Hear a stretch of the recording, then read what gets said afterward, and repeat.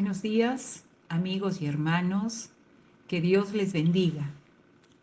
Estamos al día lunes 10 de agosto del 2020 y a los 148 días de cuarentena por el COVID-19 en algunas regiones del Perú.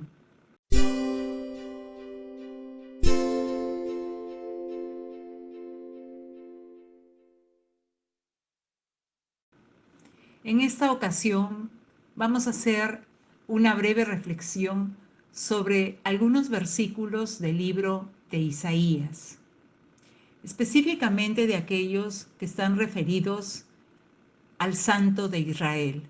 Dios es llamado el Santo de Israel a través de muchos capítulos del libro de Isaías. Observamos que a lo largo del libro, es decir, en los primeros capítulos, a la mitad del libro, así como en los últimos capítulos, encontramos una unidad en cuanto a la referencia que hace el profeta al Santo de Israel. Dios es frecuentemente llamado el Santo de Israel o solamente el Santo, para denotar el Dios de Israel o el verdadero Dios. La santidad de Dios es uno de los atributos hermosos que adornan la majestad de Dios, del Dios Todopoderoso, que significa la absoluta pureza moral de Dios y que significa también que no puede pecar ni tolera el pecado. Proviene de la raíz etimológica del vocablo santo, que significa separado o apartado. Vamos a continuación a hacer una breve reflexión en Isaías capítulo 1, versículo 4, sobre este tema. Dice así: oh gente pecadora, pueblo cargado de maldad, generación de malignos, hijos depravados, dejaron a Jehová, provocaron a ira al Santo de Israel, se volvieron atrás. Nos llama la atención gente pecadora. Y para aclarar el concepto, pecar significa errar el blanco. Porque muchas veces consideramos que gente pecadora es aquella que realiza pecados groseros o pecados muy puntuales, como por ejemplo adulterar, fornicar, robar, matar, etc. Significa la palabra pecado errar el blanco. Y en el contexto de Isaías, Judá como nación había equivocado completamente el camino al desobedecer el mandato de Dios. Santo de Israel es una modalidad favorita utilizada por el profeta para llamar al Señor, a Dios. Dios se revela a sí mismo como el Santo a una nación pecadora. Antes Judá, hoy, por ejemplo, el mundo entero está en pecado porque ha desobedecido el mandato de Dios. Se ha equivocado completamente al apartarse del camino. Entonces, en este tiempo, de la misma manera, Dios se revela a sí mismo como el Santo a una nación, a un pueblo, a una humanidad que está en pecado. La naturaleza de Dios no ha cambiado. Él es el mismo de ayer, de hoy y de siempre.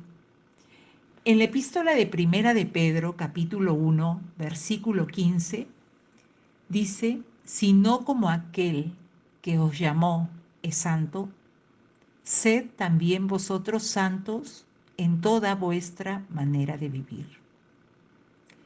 En Primera de Pedro, capítulo 2, versículo 9, dice: mas vosotros sois linaje escogido, real sacerdocio, nación santa, pueblo adquirido por Dios, para que anunciéis las virtudes de aquel que os llamó de las tinieblas a su luz admirable. De tal manera que Dios tiene un llamado a santidad para sus hijos.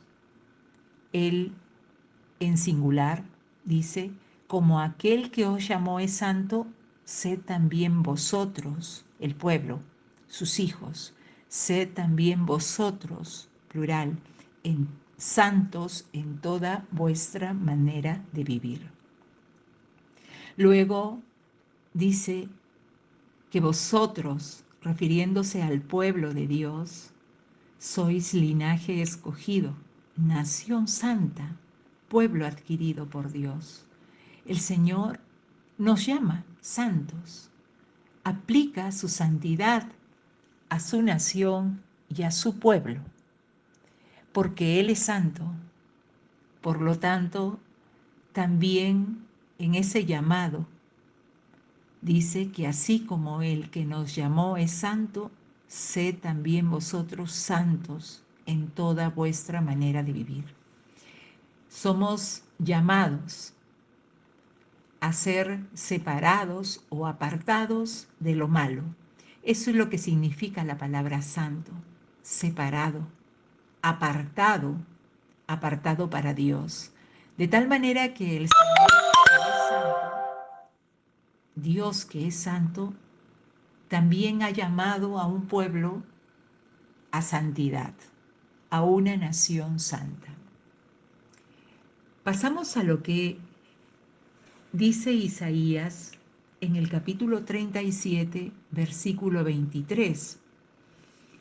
Aquí tenemos el caso de un rey asirio, Sennacherib. Sennacherib fue un rey que vivió por los 705 años antes de Cristo y reinó y murió como por los 681 años antes de Cristo. Y fue un rey que devastó el territorio de Judá, se levantó contra el pueblo de Dios, asedió Jerusalén, conquistó y destruyó Babilonia, pero fue un rey que terminó muy mal, y cuando Isaías se refiere a este tema, a este rey, Sennacherib, dice así en el capítulo 37, versículo 23, ¿a quién has injuriado y blasfemado?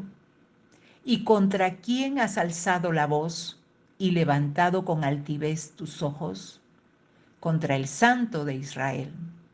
Tenemos aquí otro versículo que nos habla acerca del Santo de Israel. En esta ocasión está referido a un rey impío, a un rey que no amaba a Dios, por supuesto, y que se levantó contra la nación de Dios. Entonces, la palabra de Dios utiliza la siguiente palabra. ¿A quién has injuriado? El injurio, ¿qué es la injuria? Es un hecho o es un insulto que ofende a una persona y que va a atentar contra la dignidad, contra el honor y contra la credibilidad de una persona, especialmente cuando ese dicho es injusto. Esa es la injuria. Y por otro lado, la blasfemia es una palabra o expresión injuriosa, pero que se dice contra Dios o contra las cosas sagradas.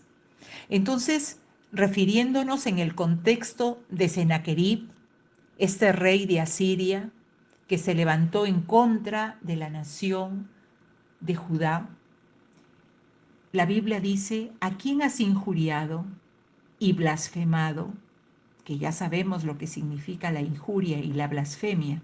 ¿Y contra quién has alzado la voz y levantado con altivez tus ojos? Contra el Santo de Israel. Entonces vemos de que el mal que hizo este hombre, este rey, fue contra la nación de Dios. También su fin fue terrible, porque dice la Biblia en el mismo capítulo 37, versículo 36 en adelante, que salió el ángel de Jehová y mató a 185,000 en el campamento de los asirios. Y cuando se levantaron por la mañana, he aquí que todo era cuerpos de muertos. Entonces Sennacherib, rey de Asiria, se fue e hizo morada en Nínive. Bueno, pero dice que mientras adoraba en el templo de Nisroch su dios, sus hijos lo mataron a espada y huyeron. Qué terrible fin de este hombre. Fue muerto a espada por sus propios hijos. Debemos tener mucho cuidado, de acuerdo a lo que nos dice la palabra de Dios, cuando injuriamos o cuando blasfemamos, cuando el hombre injuria o cuando el hombre blasfema. Injuria sabemos que es contra otra persona. Blasfemia es cuando se trata de una expresión injuriosa contra Dios o contra las cosas sagradas, las cosas de Dios. El final de este hombre fue terrible. Fue muerto por sus dos hijos, porque dice, lo que hizo este hombre lo hizo contra el Santo de Israel, contra aquel que es santo, puro y perfecto, el Dios Todopoderoso, el Dios de Israel, como dice la expresión, y no hay otro como Él, porque Él es el Dios verdadero. Otra expresión acerca de este mismo tema, el Santo de Israel, lo encontramos en Isaías capítulo 41, versículo 14, cuando dice, no temas, gusano de Jacob, o vosotros los pocos de Israel, yo soy tu socorro, dice Jehová, el Santo de Israel es tu redentor. Gusano de Jacob se le llama gusano a Israel, que es un símbolo de la debilidad. El gusano es un insecto que fácilmente puede ser destruido o aplastado, porque su naturaleza no es ofensiva. Sin embargo, tipifica un poco la debilidad del ser humano. Pero frente a esa debilidad, dice la palabra de Dios, no temas, no temas, gusano de Jacob, o vosotros los pocos de Israel, yo soy tu socorro, dice Jehová, el Santo de Israel es tu redentor. Qué hermosa promesa, qué hermoso ánimo que da el Señor, porque Él es el Santo de Israel, dice, el Santo de Israel es tu redentor. No importa que seas débil, no importa, dice, porque vosotros los pocos de Israel, yo soy tu redentor. Por eso te dice, no temas, dice Jehová, el Santo de Israel es tu redentor. En cuanto al profeta Isaías, por otro lado, y su visión del carácter de Dios en cuanto a su atributo de santidad y de pureza. En Isaías capítulo 6, esta visión que tuvo acerca de este carácter divino como es su santidad, produjo una reforma en su propia vida, en la propia vida del profeta, y lo indujo a poner énfasis en la perfección divina, al instar a Israel a luchar con perseverancia para lograr, con ayuda del Señor, la santidad. La visión que Isaías tuvo de Dios en el capítulo 6 de este libro, en los versículos del 1 al 4, nos da una idea de su grandeza, misterio y poder. El Señor, Isaías vivía en un tiempo en que la decadencia moral y espiritual había alcanzado su cima. Por lo tanto, era importante para él ver a Dios en su santidad.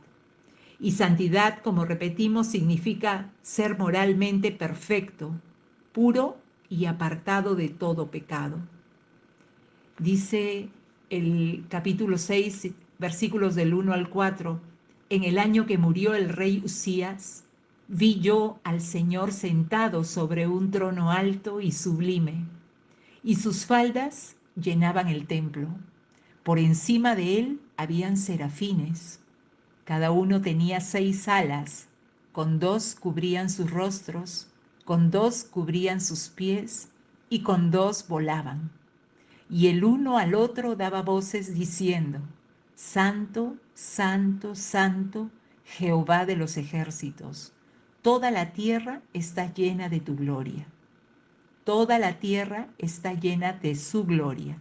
Y los quiciales de las puertas se estremecieron con la voz del que clamaba, y la casa se llenó de humo.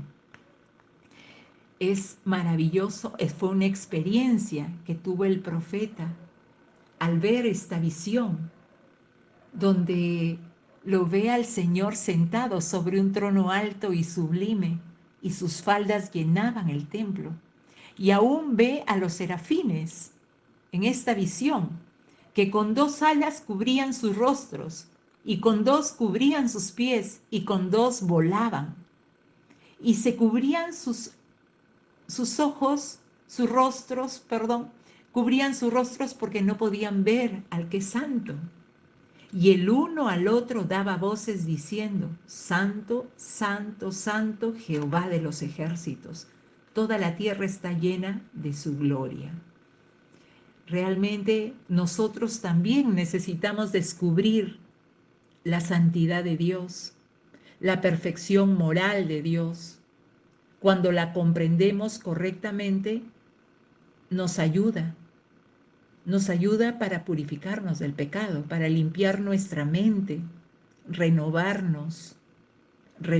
nuestra mente, nuestros conceptos acerca de las cosas. Nuestra mente debe ser limpia y renovada. No juzguemos, no seamos ligeros en prejuzgar y en juzgar también. De tal manera que nos da la capacidad, a través de una mente limpia y renovada, el Señor nos capacita para adorarle a Él y servirle. Porque para adorarle a Dios necesitamos ser limpios, tener un corazón limpio, una mente limpia, una mente renovada, un corazón renovado, porque Él es santo, Él es puro, Él es perfecto en este atributo, ¿no? Como dice aquí la palabra de Dios, los serafines daban voces diciendo: Santo, Santo, Santo, Jehová de los ejércitos, toda la tierra está llena de su gloria. Es la experiencia que necesitamos en una relación íntima y personal con Dios, descubrir que Dios es santo y que Él nos ama. Nosotros somos pecadores, Él nos ama, pero Él rechaza el pecado. Y por eso necesitamos nosotros tener un encuentro personal con el Señor, con Dios, a través de la obra que Jesucristo ha hecho por nosotros en la cruz del Calvario. Esa obra a través de la cual Jesús cargó nuestros pecados.